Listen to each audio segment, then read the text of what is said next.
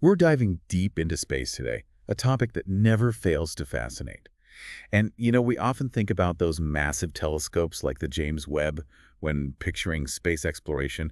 But what's incredible is that we carry fantastic tools for observing the cosmos right here with us. You're absolutely right. It's easy to overlook our own eyes, and while they're not as powerful as those incredible telescopes, the way they work shares some really fascinating similarities. That's what I found so interesting when I came across this article about training your eyes to see like a pro in astronomy.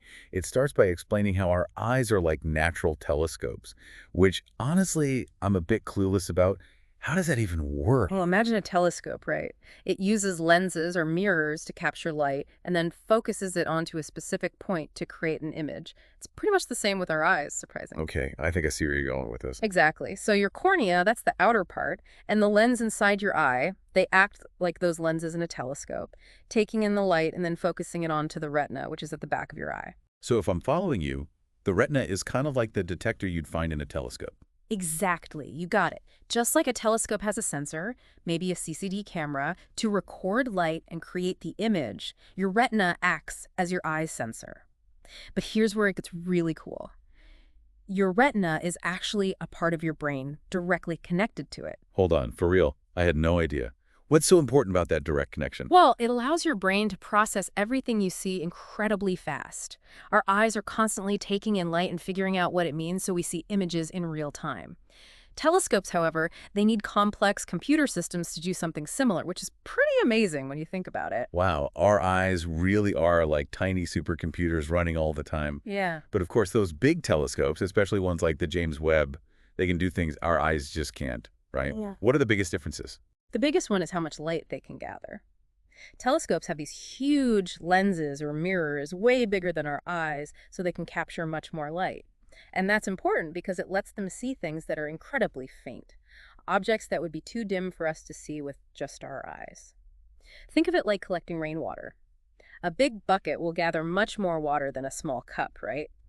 Telescopes, they're like those massive buckets collecting light that has traveled incredible distances, sometimes for billions of years. Mind-blowing. So telescopes are like time machines, showing us what the universe looked like billions of years ago. That's a great way to put it. They give us a window into the past, allowing us to see things like the first stars and galaxies forming, events our eyes can't see directly, even with their amazing real-time processing. That makes total sense. Mhm. But I also remember that the article talked about how our eyes have a few surprising advantages, even over these high-powered telescopes. It mentioned something about a wider field of view, right? You're absolutely right. Think about it. When we look around, we see a panoramic view of the world, about 150 degrees. Telescopes, on the other hand, they usually have a much narrower view.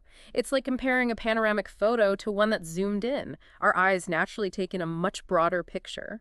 It's amazing how we take that wide-angle vision for granted. And what about how we see color? It feels so instant and vivid. You've hit on another amazing aspect of our vision. Our eyes see and process color naturally and instantly, while telescopes often have to take multiple pictures with different filters to create a color image. It takes a lot more work to do what our eyes do so effortlessly.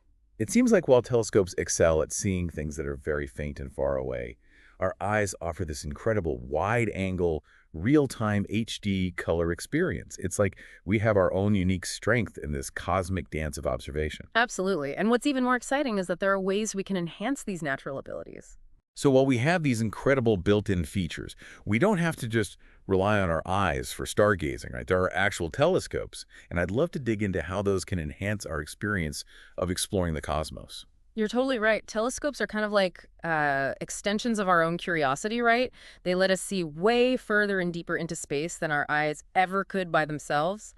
And the really cool part is you don't need one of those gigantic professional observatory telescopes to see some amazing things. Yeah, the article mentioned that too. Even a simple, affordable telescope can completely change the game for someone who loves astronomy.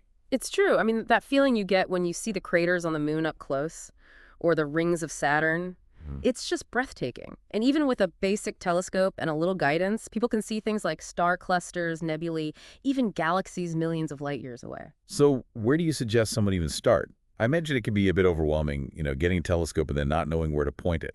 Oh, definitely. But there are actually some really amazing resources out there now, like astronomy apps and websites. They have these star charts that show you exactly what you're looking at based on your location and the time of year. They can even give you tips on how to use your specific telescope. That's cool. It's like having a personal guide to the universe right on your phone. But what about those times when you don't have a telescope handy? The article also mentioned some techniques we can use to get the most out of our natural vision for stargazing. One that I thought was really interesting was averted vision. What is that exactly? So, averted vision is basically a technique that uses the way our eyes are structured to help us see faint objects better. Basically, instead of looking directly at, say, a dim star or a galaxy, you look a little to the side of it. Okay, that sounds a little strange. Yeah. How does looking away from something make it easier to see? Well, it has to do with these light-sensitive cells in our eyes called rods and cones. So, the center of our retinas, they're packed with cones, which are great for seeing color and detail, especially in bright light. But for seeing those really faint objects in low light, the rods, which are mostly around the edges of our retinas, they're much more sensitive. Oh, I see. So by looking slightly away from a faint object, we're sort of aiming the light at those more sensitive rod cells that are in our peripheral vision. You got it. It's like a built-in night vision trick. And actually, speaking of peripheral vision, that can be a really helpful tool for stargazing too, even though a lot of people don't think about it. Really? I always thought peripheral vision was more about like noticing movement out of the corner of your eye, like for safety and stuff. Oh, for sure. It definitely does that. Our ancestors relied on that to survive. Mm. But that same sensitivity to movement and dim light that's in our peripheral vision, it's actually incredibly helpful when you're looking at the night sky. Well, you might be scanning the sky and catch a glimpse of, say, a faint meteor streaking by, or even a satellite moving across the stars, things you might totally miss if you were just focusing on the center of your vision. Our peripheral vision is always taking in a much wider view, and with practice, we can actually train ourselves to be more aware of those subtle movements and faint lights that are happening in our peripheral vision, and that can totally add a whole other layer to our stargazing experience. You know, it's funny how just talking about these things, like these subtle ways we can pay attention to the night sky, it really changes how I see it. Yeah. We've been talking about telescopes, the powerful ones, and our own eyes. But I keep coming back to this. I think the most powerful tool is our own curiosity, our own desire to learn about this stuff. Yeah, I totally agree. There's something really special about those moments when you get to go outside on a clear night, especially if you can get away from city lights and just look up and appreciate it all. It's true. It's like this reminder that we're part of something much bigger than ourselves. Yeah. Especially when you think about how the light from some of those stars, it's been traveling for like thousands or even millions of years to reach us. It's mind-blowing when you really think about it, Wow. the vastness of it all, the distances, the time scales. It puts things in perspective. And the fact that our eyes, these, seemingly simple organs, they can actually capture some of that ancient light. It's like we have this connection to the universe's history. It really is amazing. Just looking up at the stars can spark such deep thoughts and feelings. It really is. And that sense of wonder, that desire to explore and understand, that's what keeps astronomers going, whether they're, professionals or just doing it for fun. It pushes us to keep looking, keep asking questions, and see what else is out there. Definitely. It makes you appreciate those moments of stargazing even more.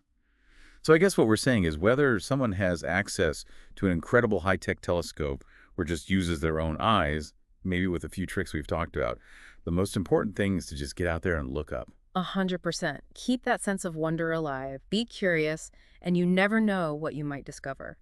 The universe is full of surprises, even in those familiar patterns of stars we see all the time. So true.